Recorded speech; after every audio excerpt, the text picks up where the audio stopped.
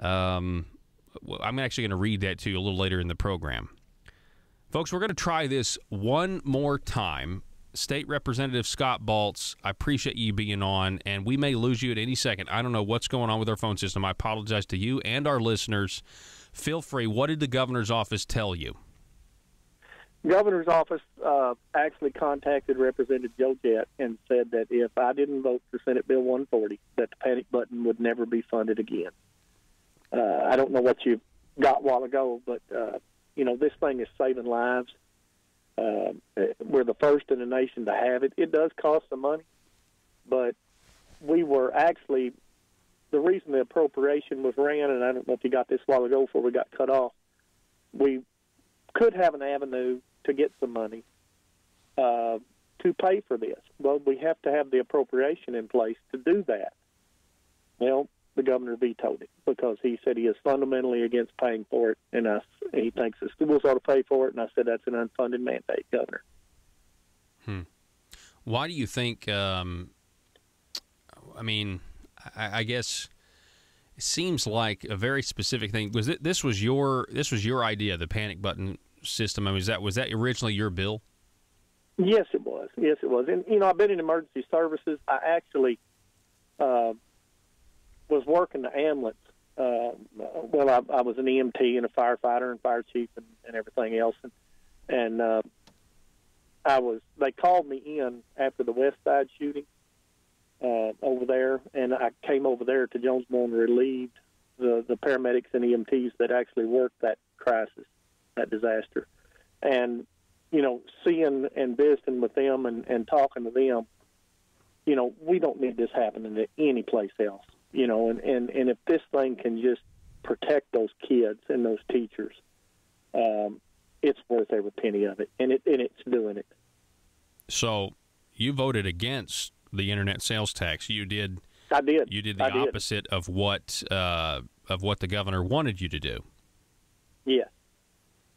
And is that program going to get funded?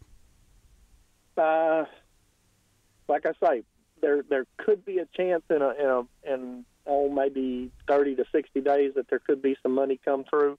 But now we have no avenue to get it to the Department of Education because he vetoed the appropriation bill, unless we can override it. Interesting. We're talking with State Representative Scott Baltz. He's a Democrat from District 61. I mean, and this made the headlines of that. Well, in a weird way, the headline was "School Panic System Bill was vetoed." So, yeah. So, I mean, it's over and essentially over and done with. And do you think this is a direct result of you not voting for the internet sales tax? Oh, I do. And if you'll, come back and look, we ran another one for college kids that pretty much does the same thing, and it's less than $2 a year per child. And since we were having so much trouble with this one, I came back and ran the one for college kids, but I let the parents pay for it. Just all the colleges have to do is say, okay, here's this program, here's where you go to get it, and there's a panic button, and it does the same thing. 3 seconds, it notifies campus security, starts geo-tracking, and that sort of thing. But the governor didn't even sign it. He just let it go into law without being signed. So it kind of looks like, and I hate to say that, but I think I'm the common denominator in the whole ball of wax. Hey, so you're on the Revenue and Tax Committee, right? Yes, sir. So you were a part of this Democrat strategy to get, at the time, your colleague Joe Jett was a Democrat 11, but then of course he switched to be a Republican. He's the chair of the committee, and so now there are 10 of you, which means that you could control the committee if you guys stuck together. You could essentially kill anything because it takes 11 votes to get something out. Can you walk us through any of the inside baseball? I know the Democrats wanted an amendment for Jake Files' SB 140, and they wanted an amendment to it. You guys wanted to direct the funds. There doesn't appear to be any on even some of the conservatives or the Republicans in the House that wanted to direct the funding to highways. The leadership says no. You guys, your amendment failed several times. Talk about that a little bit. I really feel that if it would have, if the amendment for the highways would have come in there, that it would have stood a better chance to pass. Now, I still didn't like it, but I don't like the 6.5% on wholesale gas either. If you've got something that's there, and Amazon's going to start sending it in anyway without a law, and that's going to be about 70% of it. Put that money to good use and put it to roads. Don't use it for another tax cut. And that's kind of where we had heard that the governor was wanting to use this was for another tax cut. And that may be wrong, but that's just, kind of some of the rumblings you've been hearing. So we did try to put an amendment on it to where it would give some monies to highways and to a few other things, the waiting list and pre-K and different things. But it never did get through. The amendment never did get through. So it just steadily went down. So your colleague, the amendment had 10 votes, and there was one Democrat left, Greg Leding, to vote for, and he didn't even vote. He just remained silent. He did. Any thoughts on that? I understand. I mean, I remember. I think Representative Flowers. She's on that committee, right? Yes. Yeah, she got up. She got up. She was pretty angry. It looked like, kind of stormed out. She was not appreciative of that. So why did your colleague Greg Leding just not vote on that? I really don't know. It's. I've got my ideas, but I'm not in Greg's mind. You could share those with us. I mean, if you wanted to share those ideas. He's. I really, I'd hate to, because I have not visited with him. I couldn't tell you exactly what he was thinking. Okay. Just to be honest. Last question. Okay. I've been saying, and I appreciate you being patient, I've been saying for a little while that anything that Senator Jake Files has been pushing needs to be held up just on the basis of the headlines, the contracting story, the IRS, the liens against his company, the amount of political leverage that's potential out there for him to be, I think any policy he pushes needs to be put in question. At this point, there have been no Democrats that have come out and said that Senator Jake Files should resign. And I didn't know if what are your thoughts on Senator Jake Files and the situation he's in from a party standpoint? From a party standpoint. Well, you're a Democrat. He's a Republican. The headlines are. I mean, I think I just don't understand why no one from the Democrat Party has called for him to resign when, like I said, IRS liens on his company, potentially forging contractors' bids concerning general improvement money, but nothing. Well, and I don't want to be ugly here, but, we asked several times for Representative Harris. Nothing ever happened.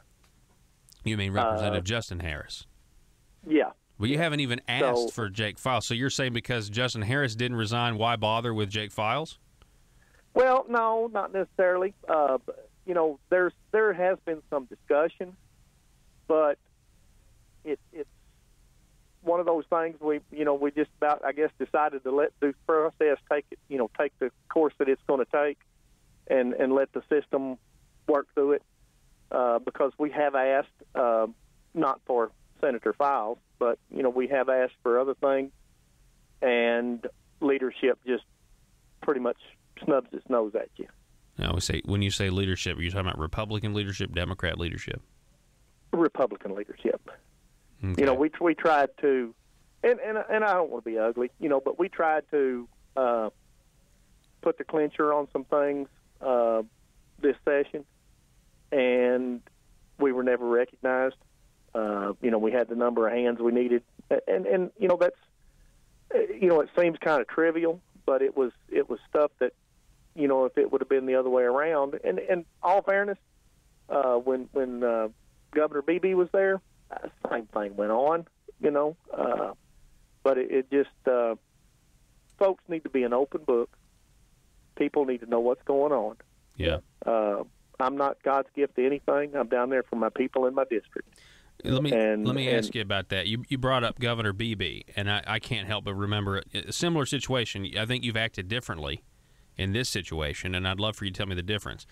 So you had the override of Governor Beebe's veto when it came to the pro-life legislation, and you didn't vote on that one, and there was reports at the time about a chicken plant going on in your district.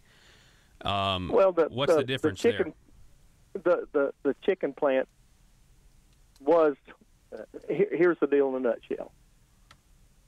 The governor threatened, just like I guess all governors do. Governor Beebe at the time. Yeah, Governor Beebe. I was pretty much a newbie at that point in time.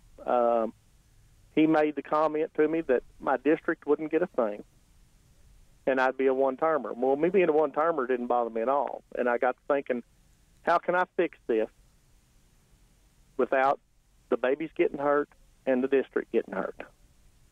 So what I did, I went to the body, to the members of the House, and I knew what the vote was going to be. And you may think that's right or wrong, but I knew what the vote was going to be. I voted for the abortion thing. And then when he vetoed it, I didn't vote. And I regret that to this day. I truly do. So is that why you went ahead and voted, against the sales tax, regardless of what would happen to the to the panic button system this time? Well, the threat was, I knew he wasn't going to fund it anyway.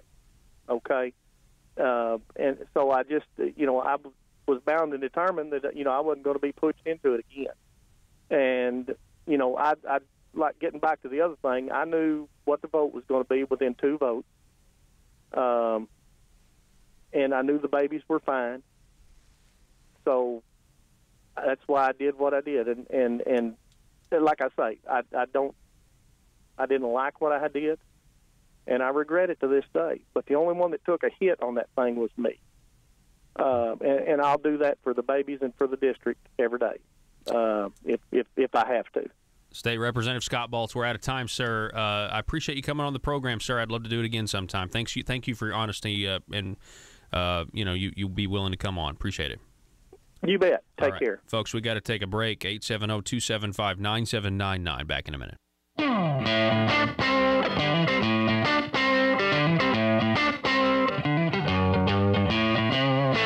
Buy, sell, and trade at Triple R Pawn in Ash Flat.